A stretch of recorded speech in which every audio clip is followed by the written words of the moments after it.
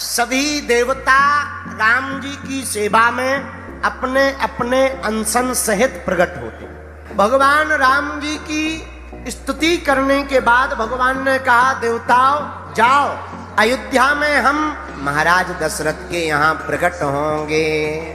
राम जी ने कहा हम दशरथ जी के यहाँ प्रकट होंगे, तो ब्रह्मा जी ने तुरंत कहा, प्रभु आप अगर दशरथ जी के यहाँ पूर्ण परब्रह्म रूप में प्रकट होंगे तो हम रीछों के राजा जामवंत जी के रूप में प्रकट होंगे। बोलो सीताराम। इंद्रदेव बोले, महाराज हे ब्रह्मा जी, अगर आप रीछों के राजा जामवंत बनकर के प्रकट होगे तो हम किष्किंधा में जाकर के वानर रूप में बाली का रूप धारण करेंगे। इंद्र ने बाली का रूप धारण किया, ब्रह्मा जी ने जामवंत का रूप धारण किया। अग्नि देव बोले, भैया हम तो दो वानर बनेंगे, दो भाई। बोले कौन कौन? बोले नल और नील, हम नल नील बनकर प्रकट हो। भगवान शंकर ने कहा अंश हमारा होगा, मारुति के रूप में, अंजना नंदन के रूप में हमारा भी तेज प्रकट होगा। धीरे धीरे समय बीता। चैत्र महीना में श्री हनुमान जी महाराज मंगलवार के दिन प्रकट थे। जब माता अंजना ने खूब भगवान का तप किया, ध्यान किया, हे भगवान भूत भावन महादेव, आप हमारे घर पर विराजमान हो रहे हो, पुत्र के रूप में आ रहे हो, हम कितने भाग्यशाली हैं कि आपके रूप में ही हमारा पुत्र आएगा, हमारी प्रसन्नता का क्या कहना। खूब भूत भावन महादेव का ध्यान किया, तप किया।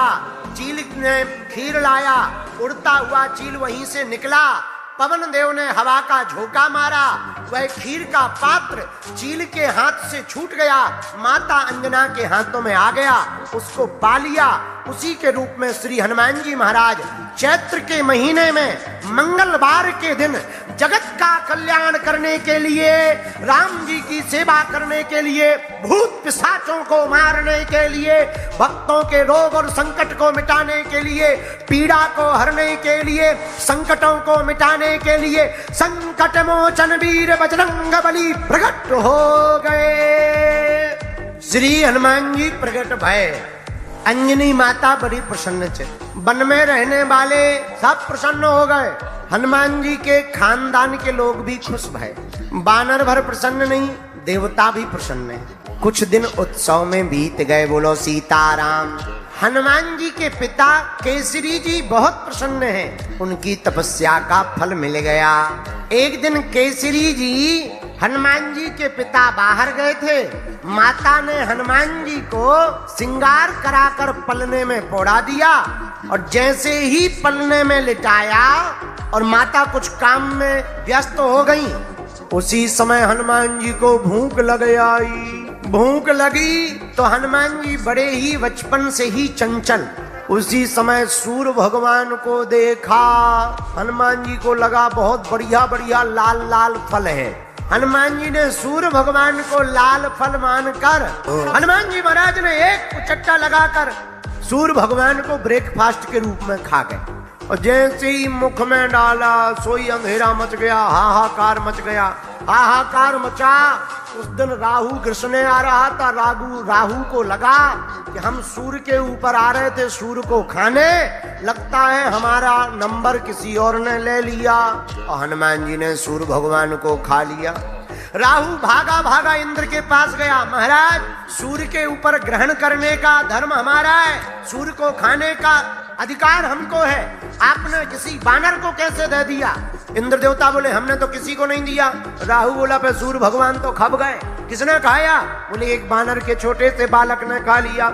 इंद्र देवता नाराज होकर के वज्र लेकर के गए, एक जोर का वज्र हनुमान जी को मारा, तो हनुमान जी की हनु यानी ठोडी थोड़ी टेढ़ी हो गई, लेकिन थोड़ी टेढ़ी होती ही हनु में जोर से चोट लगने के कारण हनुमान जी का नाम ही हनुमान पड़ गया।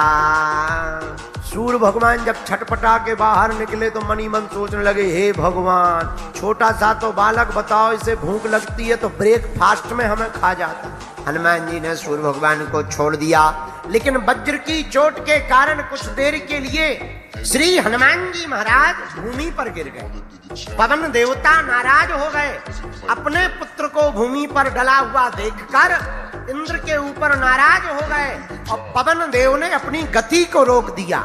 और जहां गति को रोका सोई भैया सब देवता छटपटा गए। तो पवन देवता से कहा कि आप चल क्यों नहीं रहे, हवा क्यों रोक दी? अच्छा विचार करो, पूरा खेल हवा का है। कोरोना में कुछ लोगों को हवा कम मिली तो उनकी हवा खिसक गई। कोरोना काल में कुछ लोगों को हवा कम मिली तो उनकी हवा खिसक गई। बोले मतलब? बोले सीताराम हो गए। हवा का बड़ा खेल है, हवा ना मिले तो अच्छे अच्छों की हवा खिसक जाती। देवता बोले पवन देवता से, महाराज आप क्यों बंद हो गए? बोले हमारे बालक को चोट लग गई, अब हम नहीं बहेंगे। देवता बोले महाराज हम सब आशीर्वाद तुम्हारे बालक को देंगे, पर आप पहले चलना तो प्रारंभ करो। तब जाके चले, और जैसे ही चले तो सबसे पहले ब्रह्मा जी बोले पवन देव हम आपके बालक को आशीर्वाद दे रहे, आज के बाद कभी भी तुम्हारे इस बालक हनुमान को ब्रह्म पास नहीं सता पाएगा। पवन देवता बोले जय हो। ब्रह्मा जी जा ही रहे थे तब तक इंद्र आ गए और इंद्र ने हाथ जोड़कर कहा, अपने गले की माला हनुमान जी को पहनाकर कहा, जाओ हमारे वज्र के कारण इनकी हनु यानी ठुड्डी टेढ़ी जरूर हो गई, पर जाओ हम आशीर्वाद देते हैं, आज के बाद इस बालक का शरीर वज्र की तरह कठोर हो जाएगा। उसी दिन से हनुमान जी का नाम महावीर विक्रम बजरंगी। बजरंगी मतलब वज्रांग की तरह देह, वज्र की तरह जिसका शरीर हो उसे बजरंगी कहते हैं। बोलो सीताराम। जिसका शरीर वज्र की तरह कठोर हो उसे बजरंगी कहते। और हनुमान जी के नाम में महावीर, हनुमान जी वीर नहीं है, क्या है? अच्छा महावीर का मतलब क्या होता? रामायण में 3 लोग हैं, राम लक्ष्मण और हनुमान। विशेष 2 लोगों के नाम में वीर लगा, लेकिन हमने लक्ष्मण जी के लिए भी सोचा। लक्ष्मण जी हैं वीर, क्यों? कभी युद्ध से पीछे नहीं हुए। जो कभी युद्ध से पीछे ना हो वो वीर कहलाता है, लेकिन जो कभी युद्ध हारे ना वो रघुवीर कहलाता है। जो युद्ध में पीछे ना हो वो वीर कहलाते हैं, जो युद्ध में कभी हार को प्राप्त ना करें वो रघुवीर कहलाते हैं, जो युद्ध को ही पूरा पलट डालें उन्हीं को महावीर कहलाते हैं, उन्हीं को महावीर कहा जाता है। इंद्र देवता जैसे ही गए तब तक सूर्य भगवान आ गए। सूर्य भगवान आए, बोले हम तो इनसे बहुत डरते हैं। बोले क्यों? बोले बताओ, जब ये हमें ब्रेकफास्ट में खा गए, बड़ी आफत है। ऐसी भूख थोड़ी किसी को लगती है कि सूर्य को ही ब्रेकफास्ट में खा जाए, पर कोई बात नहीं, हम भी आशीर्वाद दे रहे। बोले क्या? जाओ हमारा आशीर्वाद है कि यह बालक बड़े होकर के, हमारा नाम है सूर्यदेव, हम है भास्कर, ज्ञान के देवता। हे पवन जाओ, आज के बाद यह बालक तुम्हारा इतना ज्ञानवान होगा कि इसके ज्ञान का कोई सामना नहीं कर पाएगा। हनुमान जी विद्यावान हैं, ज्ञानियों के सागर हैं। ये किसने वरदान दिया? आहा, सूर्य भगवान ने वरदान दिया। सूर्य भगवान चले गए, तब तक वरुण देवता आए, उन्होंने कहा हम भी वरदान देते हैं हनुमान जी को। कौन सा? जाओ आज के बाद यह बालक थल में तो चमत्कार दिखाएगा ही, नभ में तो चमत्कार पवन देवता की कृपा से दिखाएगा। थल यानी पृथ्वी में चमत्कार राम जी की कृपा से दिखाएगा। पर जाओ यह बालक का जल में भी बाल बांका नहीं होगा। अब तब तक 5वें देवता आ गए। कौन? यक्षराज कुबेर। हम भी इसको वरदान देते हैं, क्या ये कभी युद्ध में पराजय नहीं होंगे, इसलिए हनुमान जी कभी भी युद्ध में पराजय नहीं हुए। तब तक भगवान शंकर प्रकट हो गए।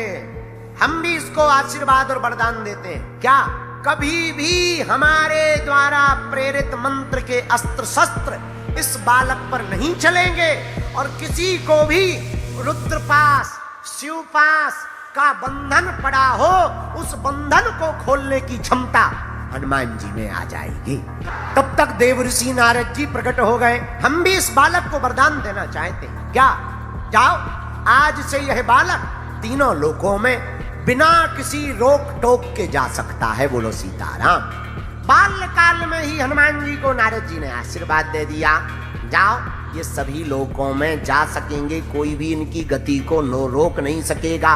इतने में यमराज प्रकट हो गए। हम भी इस बालक को वरदान देना चाहते, क्या आज से हमारा वरदान है, इस बालक को कोई रोग नहीं लगेगा। हम यमराज हैं। और दूसरा वरदान इस बालक को ये है, इसका जो भी भगत बनेगा उसका भी रोग मिट जाएगा।